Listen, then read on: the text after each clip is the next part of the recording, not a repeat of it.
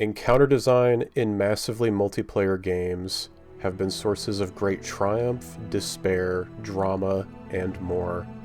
The intricacies and depths achievable within encounters in this space are limited by design constraints that often seem far more constricting than most other genres. Yet in spite of this, memorable, unique, boring, frustrating, and exhilarating encounters can still be conceived, even decades after these titles have been released. What do encounters do to maintain a sense of engagement and difficulty? What makes encounters bring dread into players' hearts? What makes them shout at the top of their lungs when the encounter is beaten? What keeps them coming back? We will explore these with examples and stories to better understand how atmosphere, mechanics, player interactions, and more contribute to encounter design. Before digging into bosses themselves, design aspects surrounding them assist in painting a more complete picture of encounters as a whole. The feeling and layout of an instance provides additional ways to interact within the world outside of encounters themselves. Any enemies inside of a raid, dungeon, or other encounter instance that are not considered bosses are commonly called trash. Trash mobs serve several functions depending on the specific game and instance.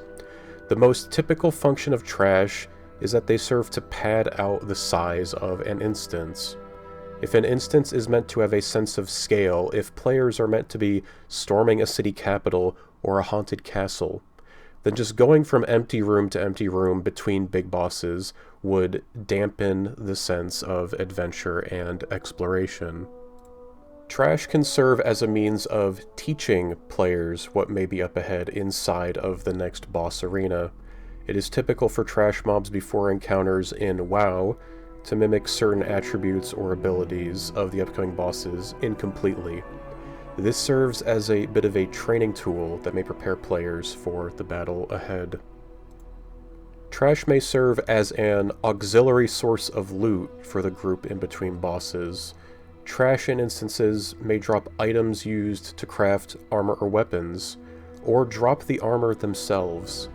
Slaying trash may reward players with reputation, which grants them extra benefits as well. In spite of all these perceived benefits of trash inside of instances, they remain an almost universally despised mechanic inside of modern instances. Why else has the moniker for these enemies been defaulted to trash? Trash is viewed by most players as a nuisance, a necessary evil to weather through to get to the actually good parts of the instance. The main reason for this disdain is due to two factors: repetition and time investment. Trash serves as a gatekeeper before a boss encounter, and there are usually no easy ways to completely skip slaying the trash before making it to a given boss. Even if trash is defeated before getting to a boss, it always respawns next time the instance resets, typically in 1 week. Bosses in raids are also the main source of enjoyment for most players. Trash makes going to each new boss take longer, and it may slow down a group's momentum before they get back into what they consider the interesting part of the raid. WoW maintains trash inside of its instances to hold on to fantasy elements that serve to keep some form of scale within the instance. Having mobs inside instances that block your path to the next big general or commander feels right for a fantasy setting. WoW instances also make skipping trash very difficult or impossible, which has been a source of frustration for many players who interface with the content for several months each tier. Final Fantasy XIV did away with its trash in its raids long ago, opting instead to have each individual boss inside of its own unique instance, where players can only fight the boss or leave. This serves to streamline the experience that most players desire, skipping right to the good part without any of the preamble. The quantity of unique encounters available to players within the same tier forces several design constraints that affect the overall quality of each boss. If the assumption is that an equivalent of total encounter and progression time is desired from each tier, then each new encounter has to have less going on for this to be accomplished. Short encounters focused on a few concentrated mechanics permit for more unique ideas to be pursued that may not work in the context of other encounters. Short encounters in a raid tier of 9 to 12 bosses usually are not all fondly remembered. To have a sense of difficulty ramp between each encounter, more bosses means that earlier bosses commonly suffer from having interesting concepts that ultimately do not get to be explored in depth to permit for groups to progress past them in a timely manner to the more challenging fights later in the instance. Encounters like the Nine, Opulence, or even the Assembly of Iron all have unique encounter structures and mechanics that are not remembered fondly because there was no need to interface intimately with them in order to defeat the bosses. If these same encounters were placed later into the same raid, then the exact same mechanics may have been remembered for their deserved creativity if players could not get through them without first fully understanding them. Now, encounters in a tier with less bosses typically have less central theming and more spikes in difficulty from boss to boss. A quick encounter by FF's standards for a Savage raid can still have an enrage timer of over 8 minutes.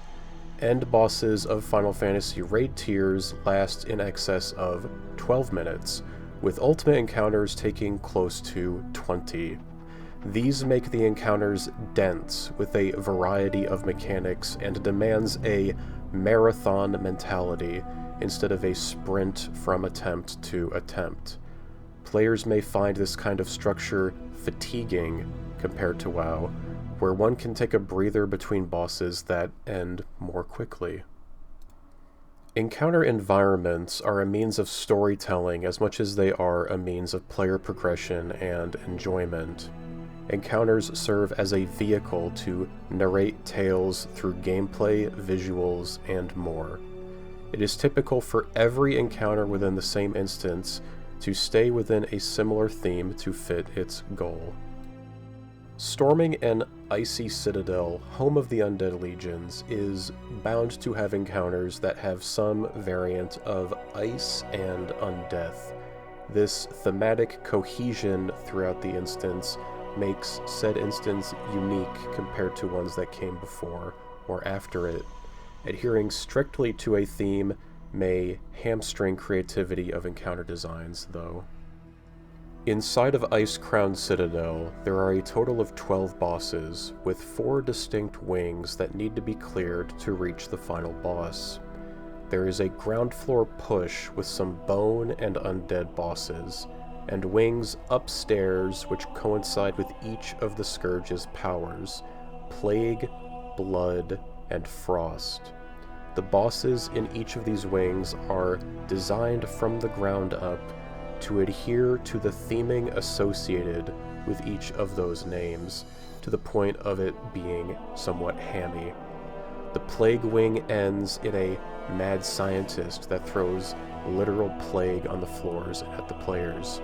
The Blood Wing ends in a vampire boss, and the Frost Wing ends in almost nothing but ice and frost attacks.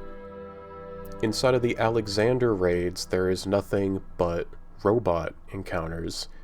Gears, cogwheels, steam vents, and other stereotypical robot-themed mechanics are prevalent inside the encounters in this raid. In both Icecrown and Alexander, the theming determines the boss design, which forces encounters to creatively fit mechanics in them that fit those themes. Separated yet integral to the experience of raiding encounters is the metagame that surrounds them. Interactions the players have with each other and other systems in and out of the game have auxiliary effects on encounter design itself. Encounters designed to be challenging and engaging must exist within a space where players do not play them in a vacuum. External factors such as group organization, power gain systems, reward distribution, and more funnel into design considerations. The primary systems in charge of gatekeeping players from entering new encounters are typically group setup, preliminary gearing, and attunements. Encounters at the highest difficulty in various MMOs intentionally disable the ability to queue automatically into groups of random players. It is common for groups that play together frequently inside of these difficult encounters to form coalitions in which they can better organize, strategize, and socialize. They will utilize internal and external resources to better organize outside of the encounters themselves. Groups often form guilds with the express purpose of raiding, and they will make Discord servers for the guild as a means of efficient communication. Gearing as a means of checking players at the door of a new instance is a typical RPG element utilized by these games. Player characters wear gear, which grants them increased attributes. These attributes improve their throughput and survivability. These two factors must be above some minimum threshold for encounter mechanic completion to be possible. For example, if the minimum advised gear level for a new instance is 200, and a player enters with gear at 180, that player is much more likely to die of unavoidable damage compared to somebody at or above the recommended minimum. This is because their maximum health is lower than that of a player the encounter was designed around. Lower difficulty instances, crafting, world drops, reputation, and other grinds are typical avenues for players to acquire gear that will permit them to enter a new instance. WoW instances share all bosses in the same raid tier, but they have 4 unique difficulty modes. FF has instances with at most 2 difficulty modes, but other unique instances released in the same tier are valid means of acquiring gear before a challenging tier. Crafting gear in WoW and FF is also a powerful avenue for gearing, where FF can typically make someone completely kitted out in a full set of crafted gear that makes them good enough to enter a new tier immediately. WoW crafting has a higher maximum potential, but takes more time to make. Attunements are any in-game systems that literally prevent players from entering or completing an instance without them.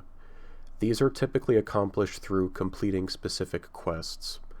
WoW attunements have previously required the acquisition of keys to physically open the doors leading into instances, items in the player's inventory that permit them to walk in, and even server-wide campaign efforts with in-game item donation goals.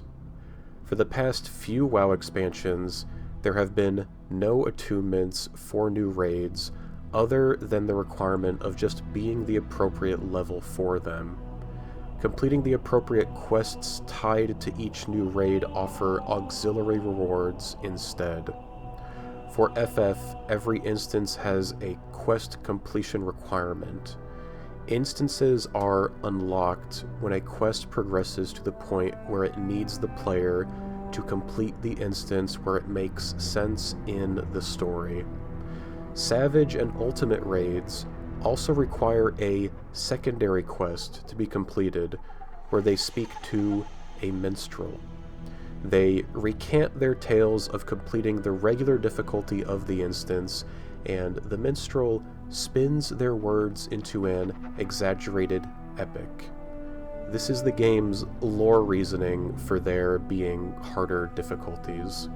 WoW never spends time explaining their difficulty discrepancy, and any and all modes are considered canon. It may seem obvious that there's considerations to be made in the middle of an encounter. This is typically associated with what was actually designed to be done in the encounter, as in the mechanics. As encounters pertain to the metagame, mid-encounter considerations mainly pertain to callouts. It is typical for one member of a group to take the reins of leadership and use their voice to instruct and remind the groups of their various duties from pole to pole. This is a complex topic which deserves to be explored in depth in its own series. For those in charge of a group, some may consider the defeat of the boss just the beginning of the challenges facing a group. Once an encounter is defeated, it drops several pieces of loot. That loot must be distributed amongst the players that assisted in the defeat of the boss. This one topic, loot distribution, is responsible for more interpersonal drama in these games than anything else. Some groups award gear based on total group benefit. Some award based on how much certain players deserve the gear for being good players. Some free roll the gear, some auction it off for gold, and some just steal it all and leave without a trace. Assuming that a group distributes gear based on total group improvement, it is the norm across most games in recent history that improvements to damage trump improvements in tankiness or healing. Often, the most challenging gear barrier to defeating a boss is how much health the boss has, and gearing up damage dealers assists this issue the most. If mechanics require more healing, the group can throw more healers or more healer cooldowns at the problem until it isn't one anymore. But there comes a point where one can't throw more damage dealers at a problem without compromising on healing.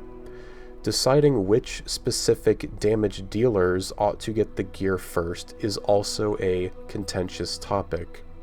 Whole simulation programs have been made to just run the numbers for players on how much more theoretical output they may get from a new piece of gear.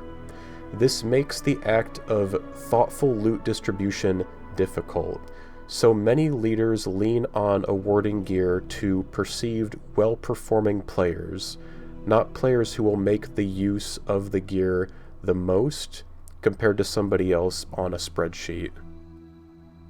Mechanics describe any and every way in which an encounter attempts to stifle the ability of the team to defeat it.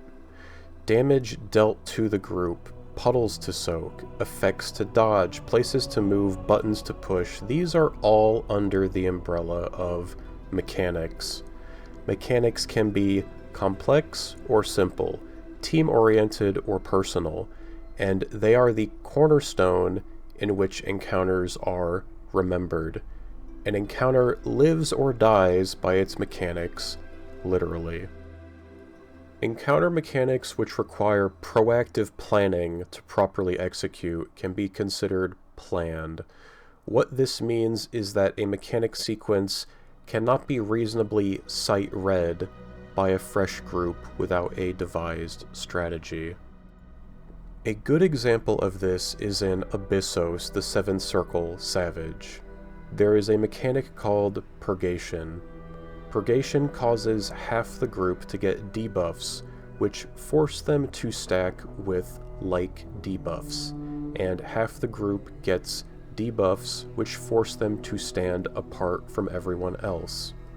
At the same time, 1/3 of the arena is denied access without taking lethal damage. When the debuffs expire, they leave behind a timed detonation, which forces another 1/3 of the arena to be denied. This sequence of resolving debuffs and moving to safe zones occurs 4 times. The mechanic forces players into resolving several position requirements simultaneously to keep themselves and their teammates alive. This makes purgation a planned mechanic. Planned mechanics can be explained by the use of top-down maps with drawn images over them, which illustrate simplified movement requirements for each mechanic. These diagrams are only reasonably effective at showing players how to resolve mechanics that have some known amount of variations. Planned mechanics are often considered the most complex ones in any given encounter. This complexity means that figuring out a plan for a given mechanic may be very difficult for a blind progression team, but once a strategy is figured out or decided, then the mechanic quickly becomes that of repeating a script. The more complex a mechanic, the less interpretation, saves, and skill expression can be displayed. Mechanics which cannot reliably be outlined by a diagram or list of step-by-step instructions may be considered freeform. Freeform mechanics have too many possible permutations to properly plan out each and every one, so it is considered best practice to sight read them each and every attempt instead of planning out exact steps. A relevant example of this exists in the encounter of Rashok from Aberrus Mythic. Rashok targets a random player with a smash AoE that must hit one of 2 active ground effects, while also avoiding overlap with previous smash areas. When this smash goes off, that smash and every previous smash in the same attempt shoots out several waves radially. As the encounter goes on and more smash circles must be dropped, each individual wave dodge becomes more unique than the last attempt. This is because the circle ground effects that spawn are always in pseudo-random positions within a set distance from the boss. While a diagram may be used to describe what must be done to properly resolve the mechanic in a general sense, it cannot simply state, "stand here" when smash number X goes off.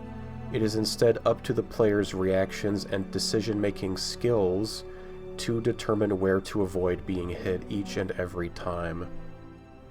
In that Rashok encounter, there is also a freeform mechanic in the form of soaks. Soaks, or towers as they are described in Final Fantasy, are mechanics which have players stand inside of a marked zone, which causes whoever stands in that zone to take damage. Having no one stand in a marked zone will result in damage to the whole group, typically too much damage to survive.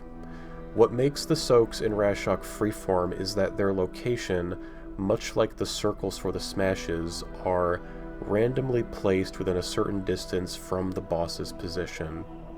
Instead of having pre-planned people or positions to soak, there are generalized recommendations to spread out to prepare for the soaks. However, this only serves to put at least one person in potentially closer distance to a possible soak, but it is the responsibility of each raid member to decide if they should be the one to step into a soak instead of someone else close to it. These mechanics by nature are not always going to be the same difficulty each time.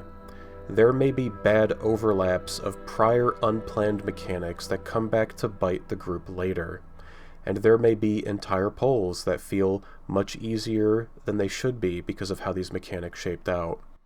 What is also interesting about freeform mechanics is the ability for skill expression within the encounter by utilizing unique tools. If someone had to drop a smash in one of two spots, then after a few smashes went out, there would start to be palpable decision-making on which of the two spots to pick to make subsequent dodges easier. Even after a spot was picked, utilizing unique movement abilities to dodge inconvenient wave overlaps may still occur. Adjacent to planned and freeform mechanics are how many players are required to complete each mechanic. Individual mechanics are anything that requires one person to complete a specific task to keep the attempt from ending. In general, most tank busters might be considered individual mechanics, where the failure condition is the tank dying from the incoming damage of the ability only aimed at them. Most individual mechanics not pertaining to tanks are either assigned to someone to be the hero of the mechanic, or the encounter force selects a person at random who must resolve the mechanic correctly each time. In the encounter of Blood Queen Lanethel in Icecrown Citadel, her primary mechanic revolves around biting. Early into the encounter, Lanethel will turn and bite the damage dealer highest on threat, which causes them to deal more damage, generate no more threat, and after 60 seconds it will force them to either bite another player to refresh and pass the debuff, or they will be converted into an enemy that the group has to put down. This is a mechanic that affects more players as the debuff needs to be spread each time, but every single person with the vampirism debuff has to bite someone else themselves. This makes the mechanic individual even though it quickly affects more than one person. Individual mechanics permit for groups to tailor their strategies around their best players if they can be assigned as such, or they can be dice rolls if they are random. A group may breathe a sigh of relief when their best player gets chosen by fate to pilot the ghost in the Gorefiend encounter, or curse their luck when the worst among them gets it. These mechanics are often more challenging to learn if they are randomly decided by the encounter, as not everyone will have the chance to practice doing them every single attempt. These mechanics are often the pinch points of various encounters because of this. Group mechanics are any mechanic which requires most or all of the group to participate in order to properly resolve it. The crux of these mechanics is that they always require some form of coordinated movement. Stacks, spreads, pairs, etc. These mechanics typically can be survived if a few members fail to do them, but those straggling members may die themselves. Other group mechanics have single point failures, so even though everyone is required to do something, one person missing it will be the end of the pull. The Dragon Song's Reprise Ultimate in Final Fantasy is littered with group mechanics, but a basic group mechanic example from it would be Akmorn's Edge from the final phase. The boss impales the ground in 3 spots around him, and his swords begin to glow. The swords indicate where to stand relative to the boss's target circle. Red swords mean out, blue means in. After a short delay, the boss will then pulse damaging AoEs inside of each of the 3 circles he spawned. The damage from these AoEs is shared with each person inside the same circle. If a circle is completely vacant of living players, the pulse from that circle will instead hit everyone in the group and almost certainly kill all remaining players, ending the attempt. Every player has an important responsibility here to make sure everyone else survives. Circles need proper splits of players inside of them. If too few players are inside of a circle, the players in that one will die before the mechanic ends, thus causing the next pulses to wipe the group. This mechanic also has a ramping strain on healing, because the boss will do this mechanic 3 times, each time having one more additional pulse than the last. Group mechanics test the ability for the team to work as a cohesive unit. These mechanics allow every member of the group to be involved with something that is instrumental to success outside of just using their standard abilities. These are also typically easier to learn because they require everyone to repeat them every attempt. Because of this, these mechanics may be made more complicated to compensate. Permutations of ways to resolve group mechanics based on factors outside of the group's control help to make doing the same mechanics feel challenging after the basics have been understood. Bringing this all together, it can be seen how group involvement ties into mechanical skill expression. The more players out of the total roster that are forced to engage with a mechanic, the more planned it becomes. Freeform mechanics require there to be some level of individuality for there to be room for interpretation. Yet despite this, there are still some individualized mechanics that follow a script, and there are mechanics which have most of the group doing things that cannot be fully planned. It's really more of a generalization. Mechanics have a check to ensure they have been resolved properly. Some mechanics instantly wipe the group if they are failed, and some merely punish the group to some extent, which may or may not lead to an eventual wipe based on future events within the encounter.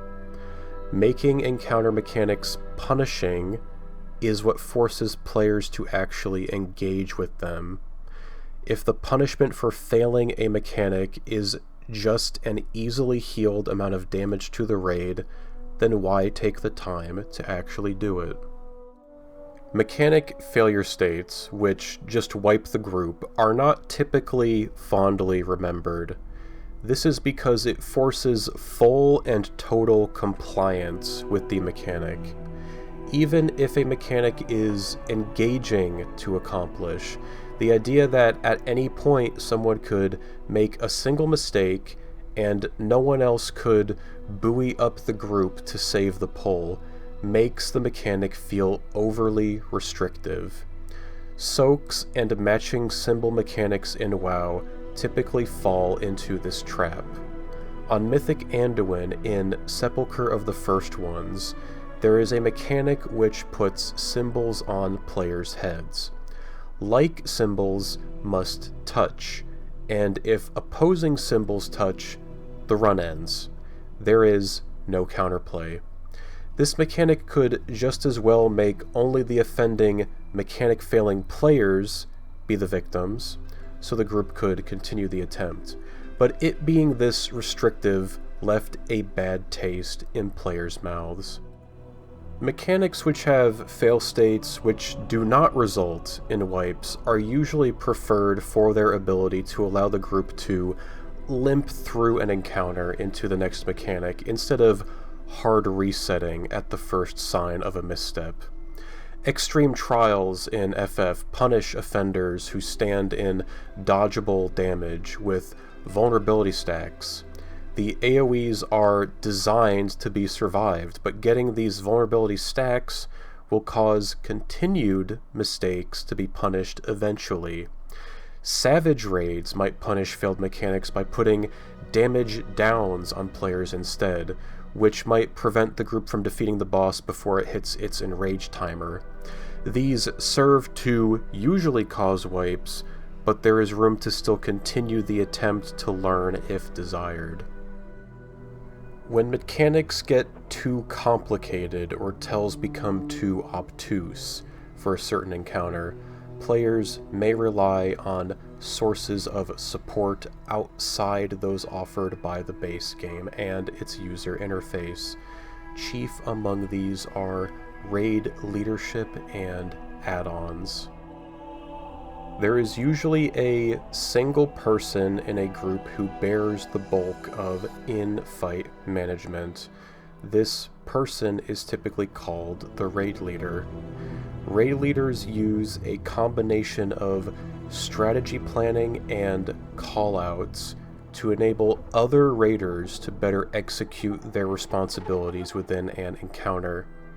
Interestingly, the effectiveness of a raid leader depends largely on what kind of mechanics are occurring.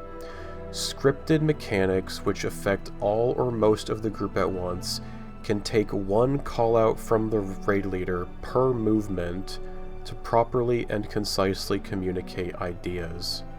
For freeform mechanics, callouts are just simplified reminders instead of exact steps.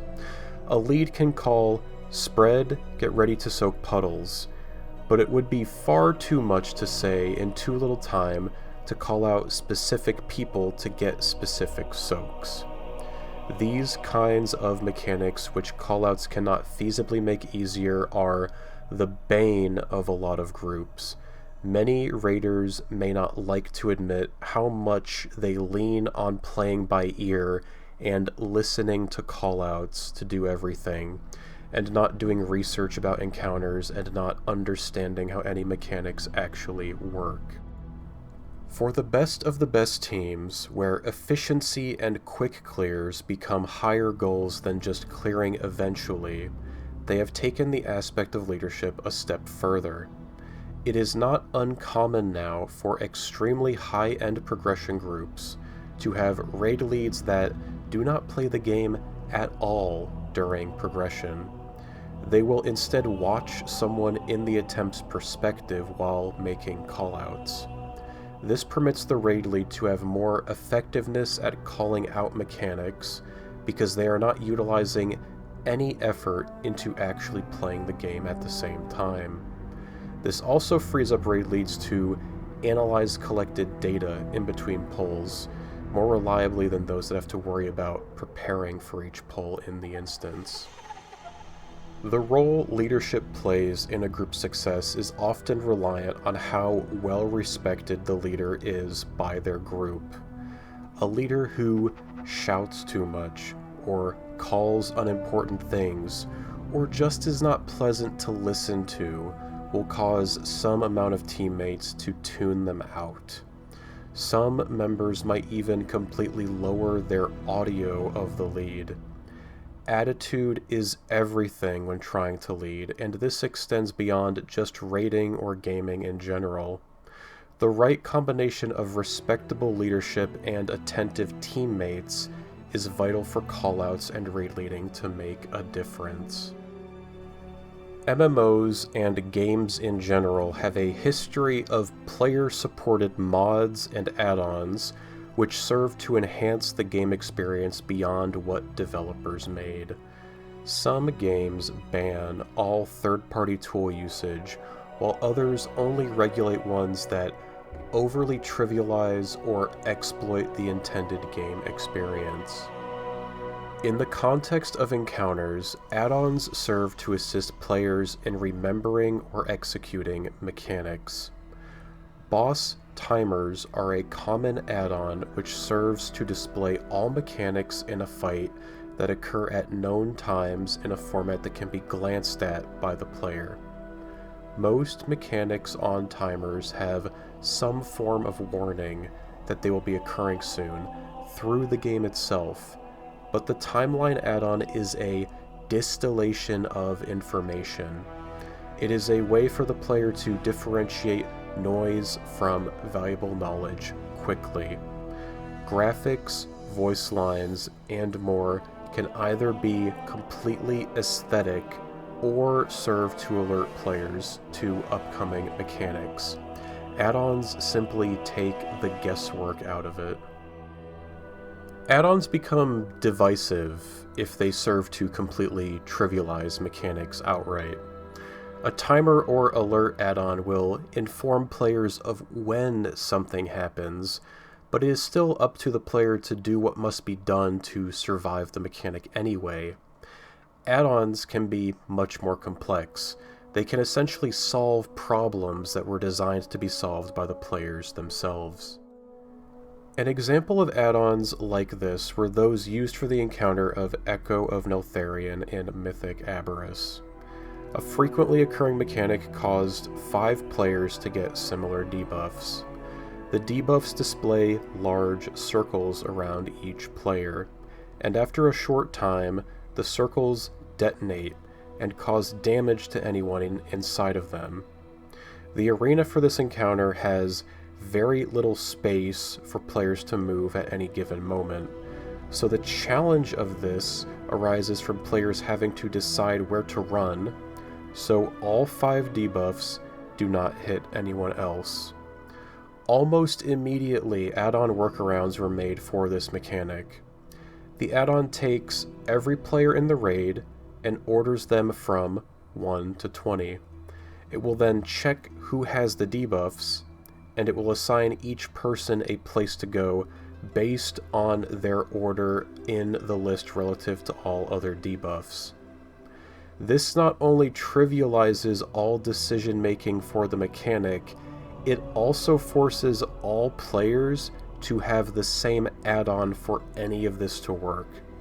All players with debuffs must see what their spot is in the add-on, so they go to the proper area. Whole websites have been created with the intent of parsing player and encounter data into consumable formats. Logging sites pull combat log data from players' hard drives and upload it into the site. Details such as ability usage, potions, damage taken, healing received, mana spent, itemization, and more are all stored for every pull. These sites expedite the process of analyzing attempt issues. They also serve to expedite the process of strategizing cooldowns, as any group could just look at what any other group before them with a similar composition did if they uploaded a log to the site publicly. These logging sites also have rankings based on encounters and specializations, which allow for some minor competition between players after encounters become reclearable. The act of chasing these parses sometimes becomes degenerate, where whole teams will cater to the whims of one player to get them the perfect parse on an encounter. Players who are permitted to use third-party tools to assist in encounter progression will inevitably use them.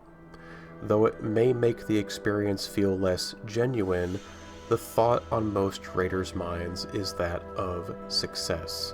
The longer a raid tier takes to complete, the more people will burn out and get frustrated. Caving in and using tools that were made to make encounters easier is understandable.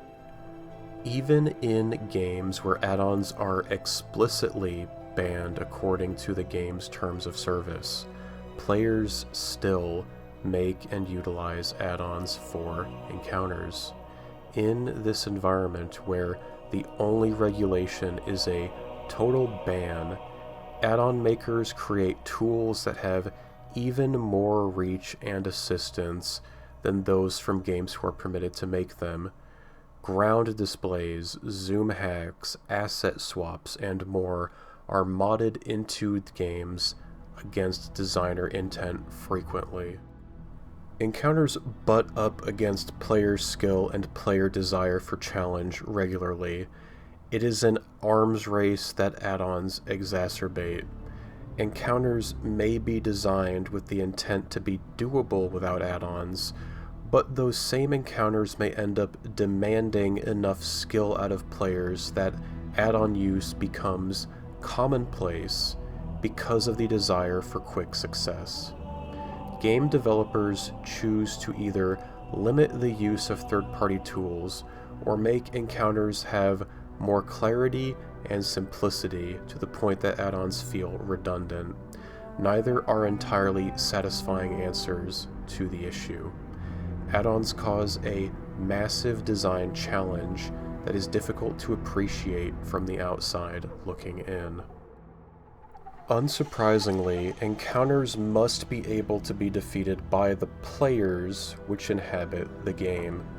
What this means is that player characters and encounter design are interlinked. If there is a mechanic which requires a certain amount of distance to be covered in a certain amount of time, and no player characters can achieve that without exploits, then the mechanic does not hold up under scrutiny and it will almost always be fixed. The same applies for health and damage scaling of encounters. If there is a damage or healing check in a fight, either player characters figure out how to overcome the challenge, or the encounter becomes impossible to clear. It is difficult to guess whether encounters or characters are designed first, and the latter is designed only to cater to the former. Regardless, it is important to understand that they always are bound to be connected. Throughput refers to a character's ability to output a numerical contribution to an encounter, such as damage or healing. In general, the more total throughput throughout an encounter, the easier it is to defeat. Tier lists and other rankings for DPS within a raid tier are almost always measured purely based on their total damage contribution during a full encounter. This glosses over the fact that total damage contribution is almost always not a complete indication of useful contribution. Encounters have various different damage and healing checks which test different skill sets of the players. A character might be able to do heavy burst damage on a 3-minute cooldown, but what if there's enemies that need to be defeated quickly that spawn every minute? If the character with powerful 3-minute cooldowns contributes the most damage throughout an encounter, the encounter cannot be defeated unless characters who specialize better in more frequent burst windows carry the brunt of the effort in scenarios like this. The same applies for healing. A healer might be able to output more total healing throughout an encounter, but damage profiles in an encounter may necessitate different kits. Constant ticking damage, heavy burst damage, spread healing, stacked healing, and more could all be pinch points where a very particular kind of healing shines. Healers often buoy each other up within an encounter.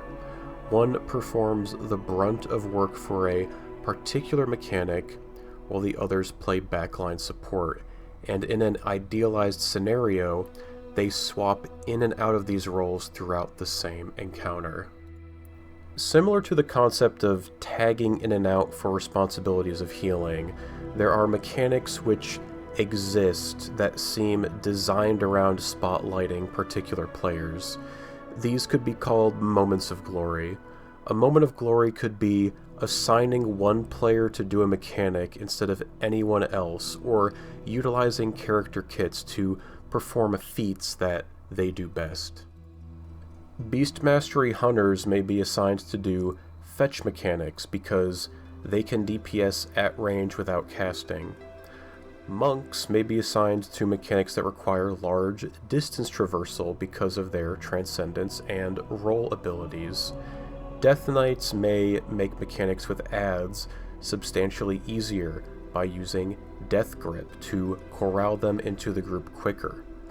All of these and more allow for specific individuals to shine within given encounters.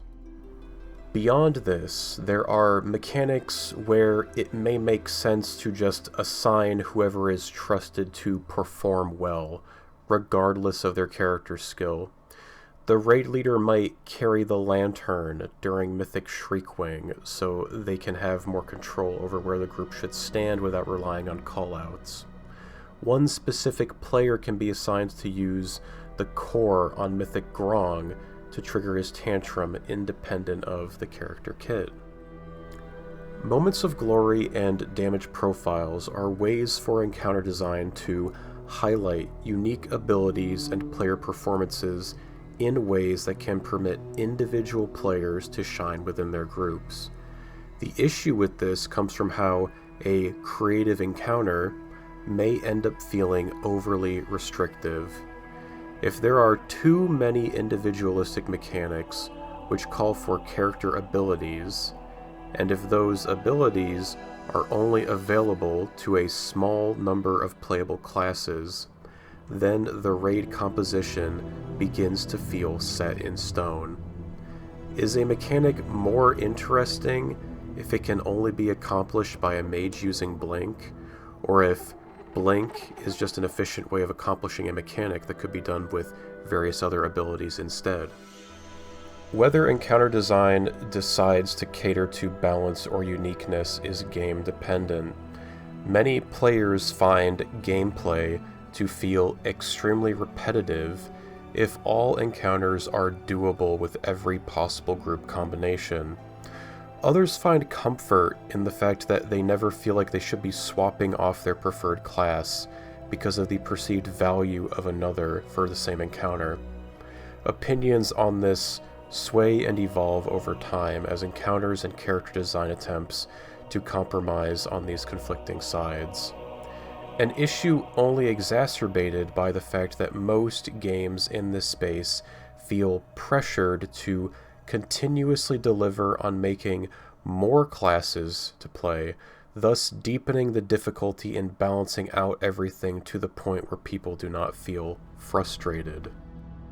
Player reception of encounters informs developers about what should and should not be pushed forward into later tiers. The squeaky wheel gets the grease, and the least well-received mechanics are either omitted or modified in short order.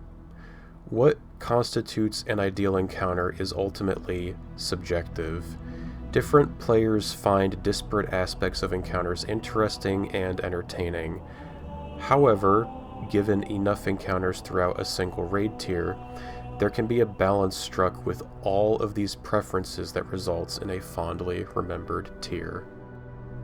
For a tier to be as appealing as possible to the highest number of players, there needs to be sufficient diversity among encounter mechanics, a progressive difficulty scale, and aesthetic variety.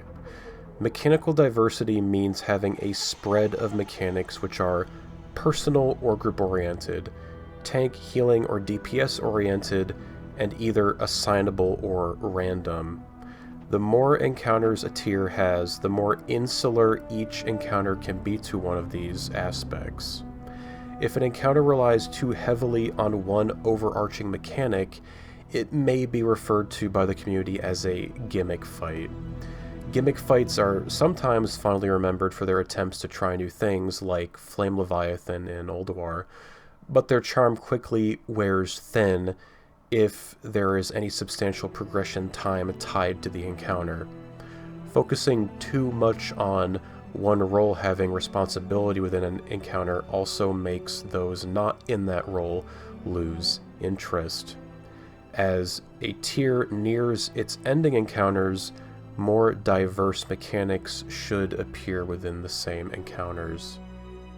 Progression and farm timeframes are also essential but underlooked parts of a fondly remembered raid tier. As raid progression goes from weeks to months, group fatigue inevitably sets in. Tensions run high, players stop enjoying themselves, and logging in feels more like a chore, repeating the same steps instead of a foray into a new adventure. Personally speaking, a tier of any difficulty overstays its welcome somewhere between 1 and 2 months. A more enjoyable tier can last longer, but even the most enjoyable of raids cannot be progressed indefinitely by most players. Progression raiding is an environment of high stress and expectations of a certain level of performance at high enough levels, and maintaining that performance is taxing. People begin to notice more and more flaws with the current raid and with the game itself if they have to interface with these same things for a longer amount of time. timeframes of individual encounters can also make or break a tier as well. The same overall tier length, better split up between more encounters, will usually make the overall experience less monotonous. There have been several quote-unquote one-boss WoW tiers in which every encounter up to the final boss was a pushover, and the final encounter by itself took over a month of progression time. This usually leads raiders feeling resentful of all aspects of an encounter due to their overexposure to it. Recently, my guild took almost 500 attempts to defeat Tindral Sageswift in Mythic Amirdrasil. This progression was also interrupted by Christmas and New Year as well, causing overall progression to take close to a full month with almost 40 hours of game time dedicated to just pulling one boss. I beat Dark Souls 3 in less than 40 hours. It is challenging for anyone to maintain enthusiasm towards the end, especially since the encounter centers around just having different overlap variations of the same 5 mechanics. This is naturally going to be almost impossible for guilds and developers alike to balance out, because of skill differences between guilds affecting progression time and how timings of encounter nerfs or player buffs work out. A large part of why ideal timings are missed is due to an encounter's unpredictable amount of difficulty that will be removed organically week after week with just gearing upgrades. The more pass-fail mechanics an encounter has, the less beneficial extra gearing becomes, and the more nerfs become necessary to permit more than just the most elite guilds from defeating an encounter. In general, most players interested in raiding progression want to approach these games seasonally. They want to be able to have the freedom to do other things besides raid quickly without feeling like the tier ended prematurely due to being too easy. Leaning towards making a tier too challenging and then toning it back seems like a more approachable position, but it still leaves many players feeling unsatisfied with potentially longer progression times. Modern encounter design feels like it's approaching a sort of plateau. How can designers continue to push the envelope and innovate tier after tier in games with dated engines and limited resources? How can encounters feel both compelling on launch for world-class players and on month 3 or 4 for more casual players? The answers are never obvious, and developers keep stumbling towards different solutions to these problems. WoW is currently in its second season of using private auras to make add-on usage more inconvenient, and from many players' perspectives, it has been a massive failure. FF14 has been releasing more and more complicated encounters which have been pushing players to utilize anti-term of service add-ons more than ever. The future of encounter design in these spaces seems uncertain. In games as broad as these MMOs, making something anyone enjoys will always cause someone else to be upset or frustrated. The main discrepancies in encounter designs within these games might speak towards which players the developers choose to cater to the most. WoW developers are on record stating that they watch world races intently and look to make progression take a solid week or more for the best groups in the world. This makes the encounters near impossible for most guilds below them, as the skill gap between the world's top 5 guilds and anyone else is massive.